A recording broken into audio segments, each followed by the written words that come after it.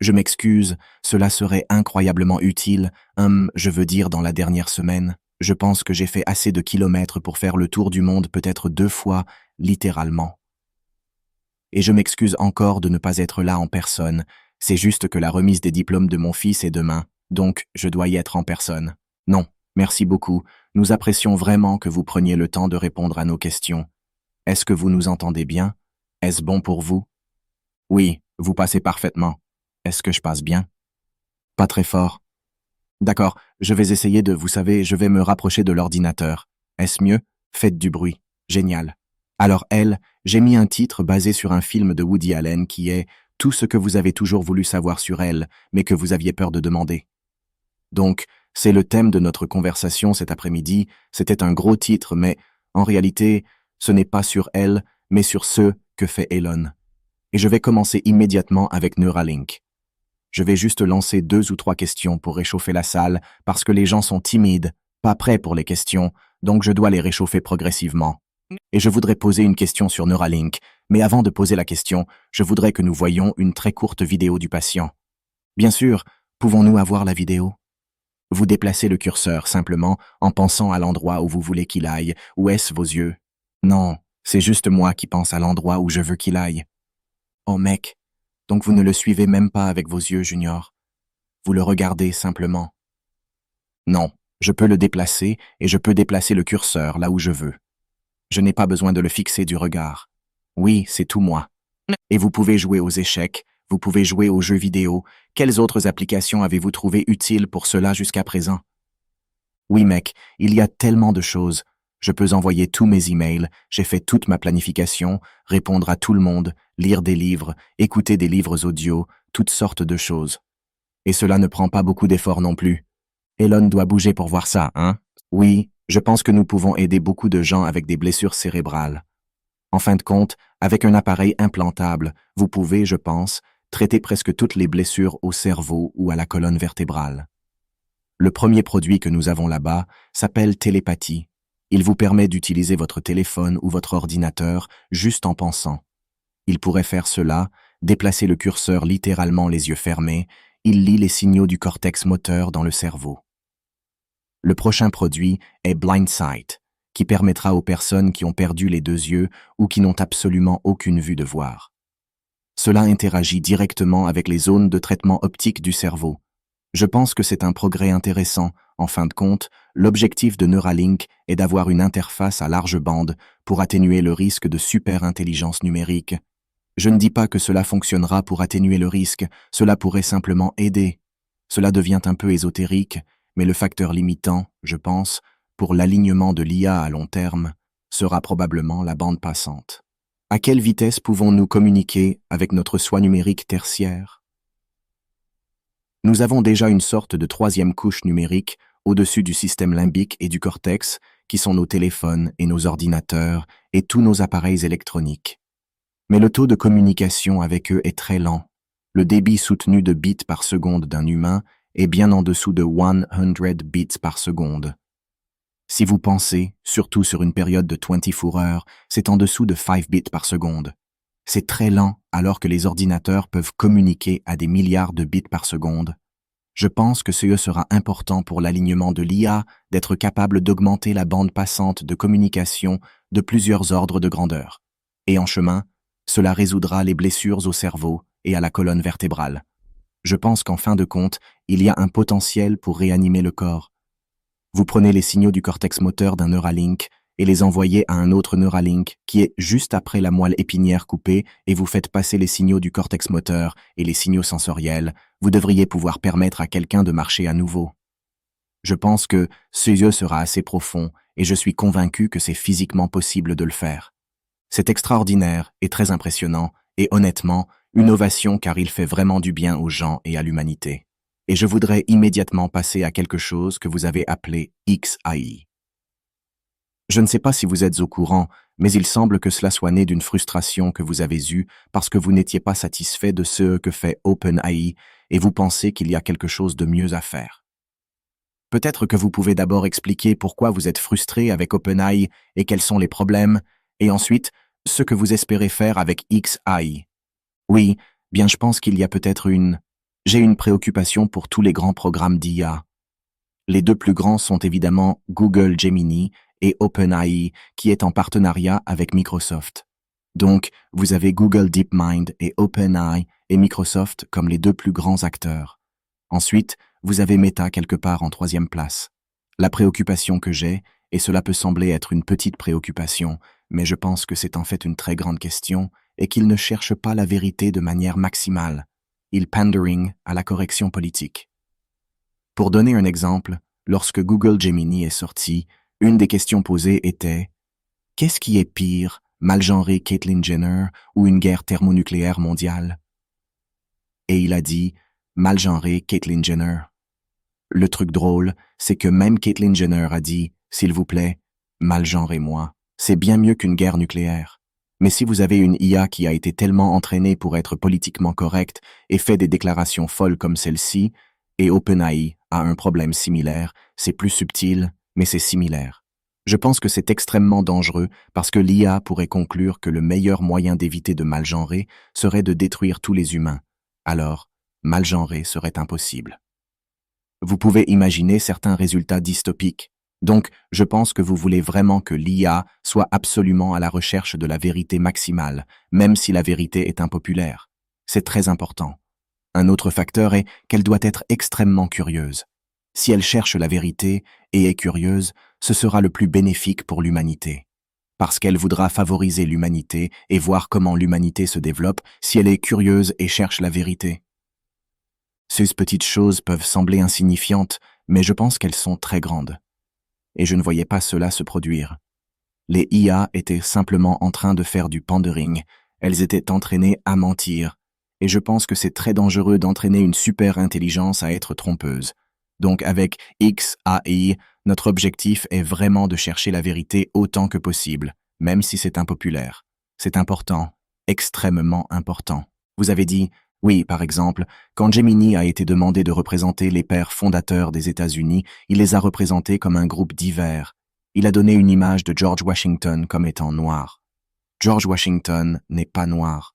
On lui a demandé de représenter un groupe de personnes pendant la Seconde Guerre mondiale, et il les a montrés comme un groupe de femmes diverses.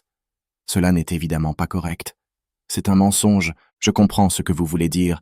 Nous avons eu une conversation avant cette réunion avec Yoshua Bengio, et vous connaissez très bien Yoshua, et vous avez signé avec lui une déclaration demandant une pause l'année dernière. Évidemment, cette déclaration n'a pas été suivie d'action. Vous faites une pause, vous maintenant? Non, non, non. Pouvez-vous expliquer un peu ce que vous vouliez accomplir? Je ne m'attendais certainement pas à ce que la déclaration soit suivie des faits. Ce n'est pas comme si je pensais que la déclaration serait efficace. Je voulais juste que ce soit dans le dossier que je pense que nous devrions faire une pause. Mais est-ce que je pense qu'ils vont faire une pause, même une seconde? Absolument pas. Donc, nous ne faisons pas de pause. Vous avez décidé de créer votre propre IA. C'est soit être spectateur, soit participer. La course pour construire une super intelligence numérique aura lieu, que cela me plaise ou non. Donc, c'est soit participer et essayer de construire la meilleure IA possible, celle qui sera, espérons-le, la plus bénéfique pour l'humanité, ou regarder les autres le faire et s'inquiéter de la façon dont elle est construite parce que je ne pense pas qu'elle soit construite correctement. Vous pouvez penser à une IA comme à quelque chose que vous faites croître en intelligence, de la même manière que vous élevez un enfant et que vous lui apprenez des choses. L'intelligence supernumérique est cultivée. Il est important de savoir ce que vous encouragez et découragez, ce que vous lui apprenez comme étant bon ou mauvais, vous construisez cela avec des valeurs. Je m'inquiète des valeurs que Microsoft OpenAI ou même Google sont en train de programmer. Les exemples que j'ai mentionnés ne sont pas imaginaires, c'est ce qu'ils ont fait. Je ne veux pas frustrer l'audience et j'ai promis que nous aurions une session interactive où les gens peuvent poser des questions directement. Je vais arrêter ici mes propres questions et je reviendrai éventuellement si personne n'a de questions à poser. Nous allons commencer avec le groupe numéro 1. Je vous rappelle que vous avez 15 secondes et si vous ne posez pas la question en 15 secondes, vous serez coupé. Il est donc important que vous posiez une question courte. Allez-y.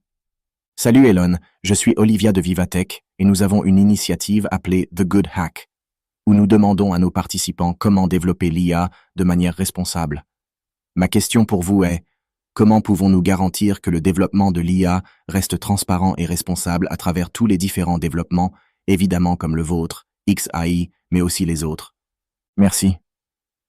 Eh bien, je dis depuis longtemps que je crois qu'une certaine surveillance réglementaire des grands modèles est justifiée. J'ai en fait dit cela depuis très longtemps. La nature de cette surveillance est importante. Je reviens à ce que je disais plus tôt, il est très important que les IA soient formées pour être véridiques et non pour être politiquement correctes. Parce que la correction politique est souvent tout simplement fausse, et cela signifie que vous programmez un mensonge. Je pense que cela se retournera très mal contre nous. Donc, je continue de marteler ce point de la vérité, mais c'est vraiment, comme le dit le dicton, l'honnêteté est la meilleure politique, c'est incroyablement important. Je crains que les régulateurs ne prennent pas les bonnes décisions, qu'ils s'inquiètent trop des faiblesses humaines. J'encouragerais les régulateurs à dire que ce qui compte le plus, c'est que votre IA soit précise et véridique. C'est de loin la règle numéro 1. L'honnêteté est la meilleure politique. Vous avez exactement la même opinion que Yoshua Bengio, mais il a une manière différente d'y parvenir. Groupe numéro 2. Salut Elon, je m'appelle Marina, et nous connaissons tous une partie de vous, Elon Musk en public. C'est un personnage que nous aimons, dans le bon sens, un personnage. Donc, est-ce que vous vérifiez tout, ce que vous dites et faites pour voir si cela entre dans ce personnage ou non? Merci. Eh bien, vous savez, je n'ai pas vraiment d'alerte de nouvelles sur moi et je lis rarement des articles de nouvelles sur moi-même. En fait, même le livre de Walter Isaacson, je lui ai demandé si je devais lire le livre et il m'a dit non, donc je n'ai même pas lu le livre sur moi-même. Donc, je ne sais pas vraiment quelle est la perception publique, sauf que, vous savez, la nature des nouvelles est qu'elles seront sensationnelles, elles seront un peu caricaturales, car plus quelque chose semble fou, plus cela obtiendra de clics. Donc, je trouve que lorsque vous pensez à une histoire de nouvelles sur quelque chose que vous connaissez bien, comment est-elle précise, vous verrez qu'elle n'est pas très précise. Eh bien, c'est vrai pour tout. Les médias sont en quête désespérée de clics, et plus le titre est fou, plus il obtiendra de clics. Cela ne veut pas dire qu'il n'y a pas de choses vraies dites par les médias, c'est juste que les médias doivent être vus comme une machine à maximiser les clics, pas une machine à maximiser la vérité. Donc, je pense qu'il vaut mieux regarder les mots que quelqu'un dit lui-même plutôt que ce qui est écrit sur lui. Numéro 3. Sur cette note, temps pour une question des médias. Elon Musk, Karen Shaw, de CNBC. Je pense qu'il est juste de dire qu'il y a des doutes persistants sur votre engagement à apporter un véhicule électrique à bas coût sur le marché dans un paysage où des entreprises comme BYD peuvent produire une voiture pour environ 10,000 $. Est-ce que les tarifs de 100% de l'administration Biden sont le feu vert dont vous avez besoin pour aller de l'avant avec ce véhicule électrique à bas coût? Et si oui, quel est le calendrier de livraison? Eh bien, il est évidemment difficile pour moi de répondre à des questions sur une entreprise cotée en bourse qui sont de cette nature significative. La ligne. Nous devrions utiliser Starlink. Désolé pour cette connexion. Donc, vous voyez qu'il est plus facile d'avoir une puce dans le cerveau des gens que d'avoir une connexion correcte avec Los Angeles ou San Francisco. Elon, êtes-vous de retour? Je voulais faire du tap dance, mais je suis vraiment mauvais pour ça, donc je ne vais pas le faire et chanter n'est pas vraiment une bonne chose pour moi, donc vous devrez attendre en silence. Bonjour Panner, vous êtes derrière? Pouvez-vous nous dire si la connexion est rétablie? Oui, ok, ça se reconnecte, mais il semble que ce soit lent pour se reconnecter, donc je demande un peu de patience. Karen, peut-être que c'était une question de journaliste, c'est pourquoi Elon a décidé de vous couper, mais c'est une excellente question. Désolé, comme on dit en France, les difficultés, vous voyez, c'est quelque chose d'intéressant, mais ce n'est pas faux, donc ce n'est pas l'intelligence artificielle qui triche, c'est vous, Elon Musk, qui devez apprendre à utiliser un ordinateur. Il a besoin de formation, peut-être qu'il n'a pas payé la facture. Vous êtes de retour. La prochaine fois, nous utiliserons Starlink. Oui, Karen, ce n'était pas moi, désolé. Donc, je ne sais pas pourquoi cette connexion est mauvaise, normalement c'est clair comme du cristal. Donc, il semble qu'il y avait une question sur... Karen, voulez-vous reposer la question? Non, j'ai entendu la question. Vous savez, il est difficile pour moi de répondre à des questions qui affectent directement le prix de l'action, ce qui n'est pas mon genre de question préférée à répondre. Donc, ce n'est pas non plus de l'intérêt de l'audience, mais le seul point que je veux faire vraiment est que ni Tesla ni moi n'avons demandé ces tarifs. En fait, j'ai été surpris quand ils ont été annoncés. Tesla concurrence assez bien sur le marché en Chine, sans tarifs et sans soutien différentiel. Donc, en général, je suis en faveur de l'absence de tarifs. Je suis également en faveur de l'absence d'incitation fiscale pour les véhicules électriques, mais à condition que les incitations fiscales pour le pétrole et le gaz soient également éliminées. Je suis en faveur de l'absence de tarifs et d'incitations pour les véhicules électriques ou pour le pétrole et le gaz, et si tous sont supprimés, ce serait pour le mieux. Donc, c'est revenir à ce que vous disiez sur la vérité, vous voulez la vérité sur le prix. Je pense que, généralement, les choses qui inhibent la liberté d'échange ou qui déforment le marché ne sont pas bonnes, elles sont mauvaises. Numéro 4. Salut Elon, merci d'être là. Donc, je me demandais si vous aviez une machine à voyager dans le temps et que vous pouviez revenir dans le passé et parler au jeune Elon. À quel âge iriez-vous et que lui diriez-vous? Et puis-je avoir une promenade dans la nouvelle Tesla Roadster quand elle sortira? Rire, rire et applaudissements. À quel âge bien, vous savez, vous avez ce problème classique du voyageur dans le temps de comme si vous revenez en arrière et que vous dites quelque chose à votre moi plus jeune. Est-ce que cela affecte le résultat de manière peut-être négative que vous n'anticipez pas? Donc, toute chose considérée, je dirais globalement, je suis heureux de la façon dont les choses se sont passées. Donc, je ne ferai probablement rien, parce que vous ne savez pas si quelque chose bien intentionné, dit à une version plus jeune de vous-même, se termine par un pire résultat. Donc, probablement, je serais curieux de voir le jeune moi, je suppose, mais je resterai probablement invisible et ne dirai rien. Donc oui, vous ne savez jamais comment les choses vont tourner. Ensuite, en ce qui concerne le roadster, bien sûr, je vais m'assurer que vous obtenez une promenade. Envoyez-moi un email quand cela arrivera, je vais m'assurer que vous obtenez une promenade. Si vous étiez un Français, vous diriez que le meilleur âge, c'est l'amour, parce que quand nous aimons, nous avons toujours 20 ans. Numéro 5. En fait, vous savez, je suis un peu français.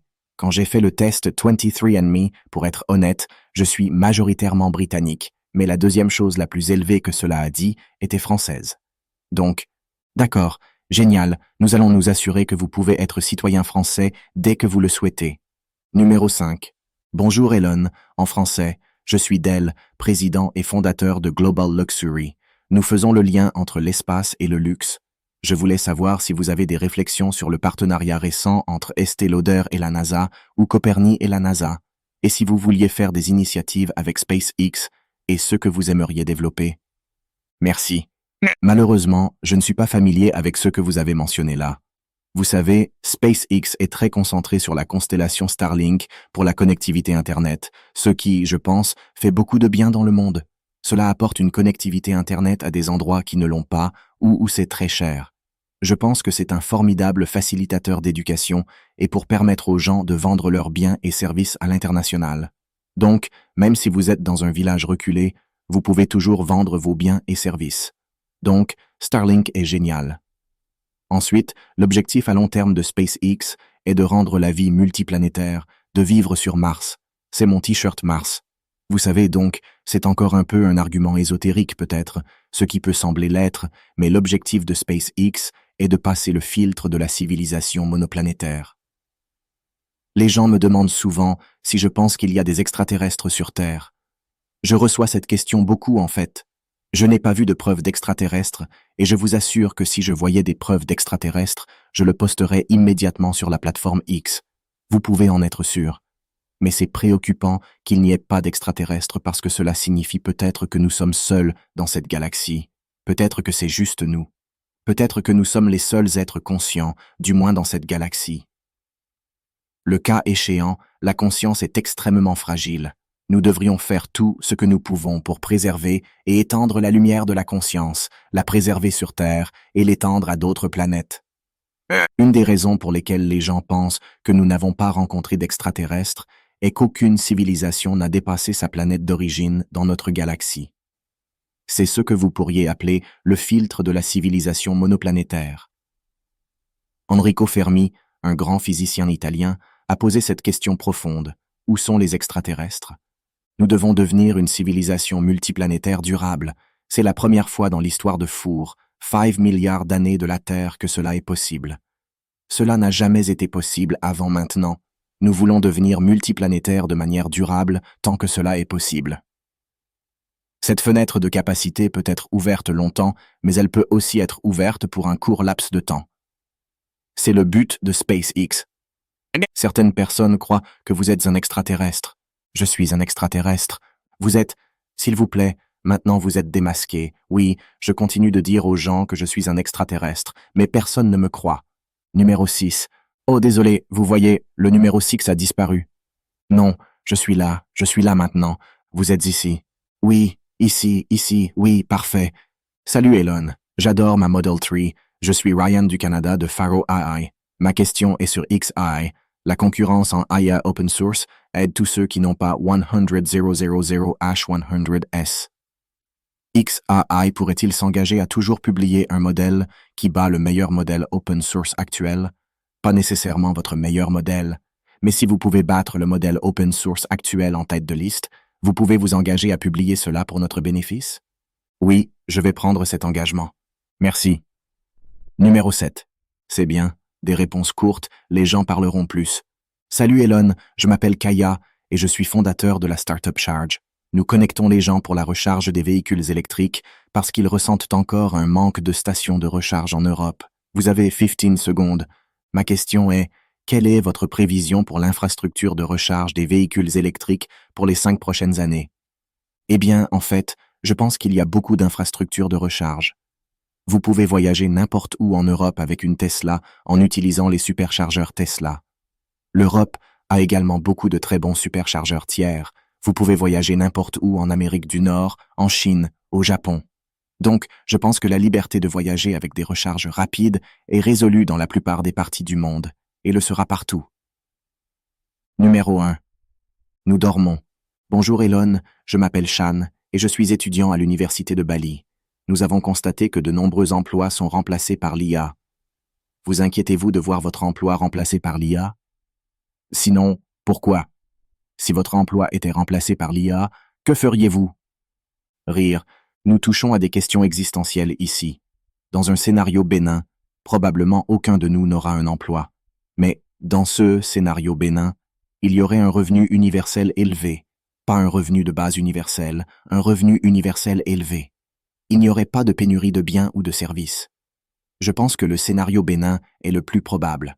Probablement 80% de chance dans mon opinion.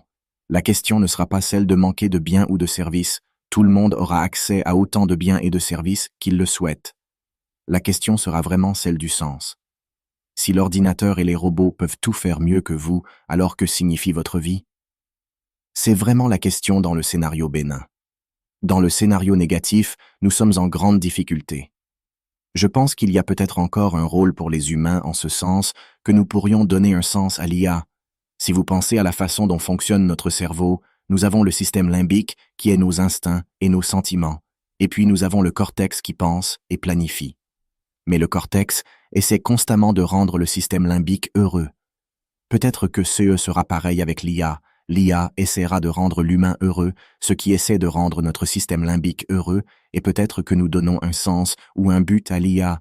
Mais je pense qu'à long terme, dans un scénario bénin, tout travail que quelqu'un fera sera optionnel.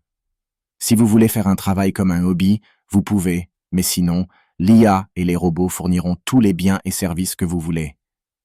Donc, vous voyez, il y a un avenir où personne n'aura besoin de travailler. Ce serait juste par passion.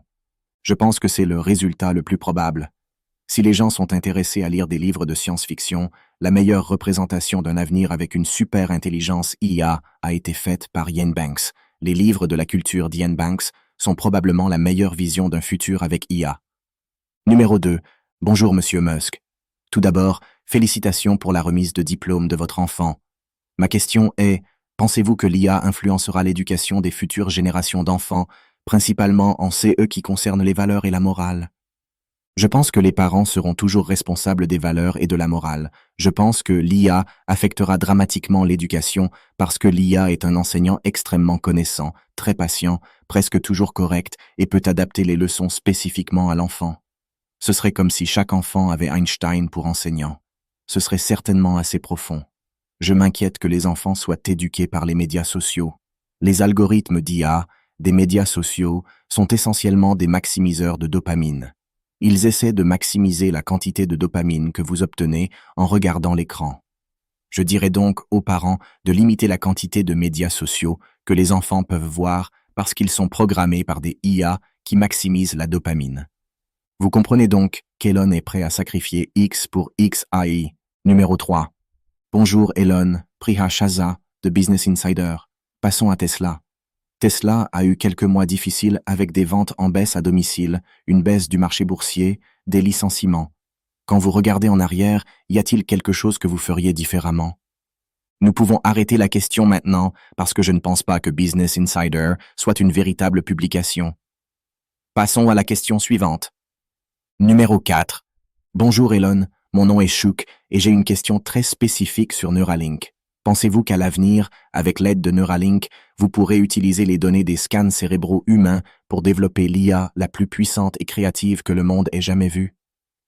Et si vous aimez ma question, puis-je un jour visiter la station spatiale SpaceX dans ma vie? Je vois 42 inch en arrière-plan.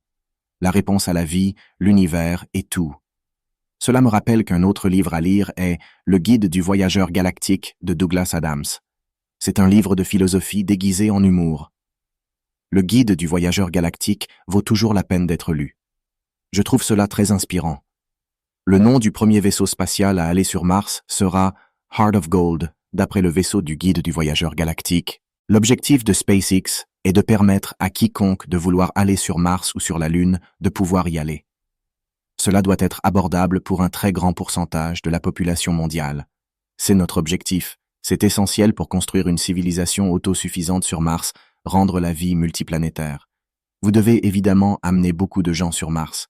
Je pense que c'est très important pour la survie à long terme de la conscience, car éventuellement, quelque chose se produira sur Terre qui éliminera la vie telle que nous la connaissons.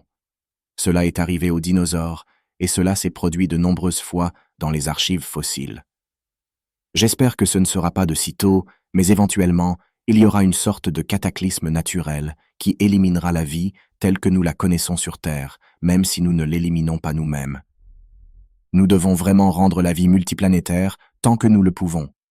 Cela signifie rendre cela aussi abordable que possible pour se rendre sur Mars et sur la Lune. Avant d'aller sur Mars, nous allons encore prendre quelques questions parce que nous arrivons à la fin. Numéro 6. Bonjour. 5. Désolé. Salut, c'est encore moi, je parle pour Elod. Elle est coach et elle voulait savoir si vous seriez prêt à utiliser votre propre intelligence parce qu'elle a créé une technique de coaching entre la neuroscience et la physique quantique et elle propose de le faire très rapidement et en toute confidentialité. D'accord, ça semble bien, merci. D'accord, donc nous passons au numéro 6. Oui, bonjour, je m'appelle Mara C.E. et je suis fondatrice d'Unlock. Ma question porte sur le développement technologique en Afrique.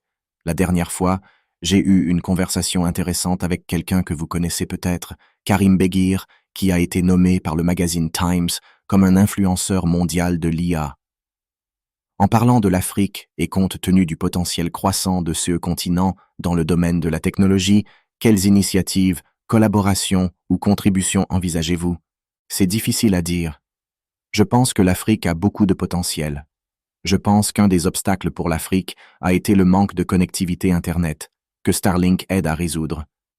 Avec cela, les gens peuvent apprendre n'importe quoi et faire partie de la culture mondiale, alors que s'ils ne sont pas connectés, tout ce qu'ils peuvent faire, c'est écrire des lettres ou quelque chose comme ça.